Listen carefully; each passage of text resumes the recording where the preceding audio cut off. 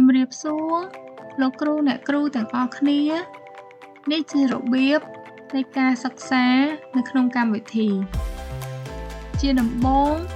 ខ្ញុំនឹងជ្រើសរើសថ្នាក់ទី3ភាសាខ្មែរបន្ទាប់មកខ្ញុំនឹងឧទាហរណ៍មេរៀនទី4ការសម្អាតថ្នាក់រៀនខ្ញុំនឹងជ្រើសរើសយកសកម្មភាពទី6បំពេញល្បះដើម្បីស្ដាប់ការណែនាំជាភាសាខ្មែរសូមចុចលើប៊ូតុងសំឡេងចូលជ្រើសពាក្យទៅបំពេញក្នុងល្បះឲ្យបានត្រឹមត្រូវ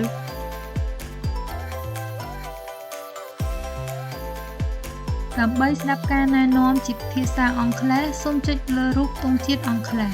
Choose the appropriate word to fill in the gap សុកនិងសៅ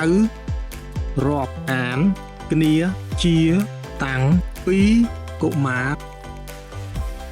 សិស្សអាចចុចលើពាក្យដើម្បីលើសំឡេងបន្ទាប់មកបំពេញពាក្យនៅក្នុងល្បះឲ្យបានត្រឹមត្រូវបន្ទាប់មក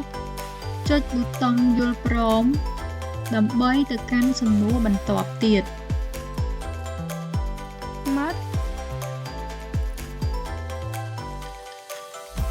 សូមអរគុណលោកគ្រូអ្នកគ្រូទាំងអស់គ្នាសម្រាប់ការមើលវីដេអូក្លឹបសិក្សា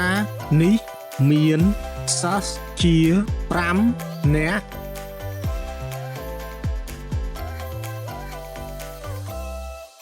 សមាជិកត្រឹមត្រូវ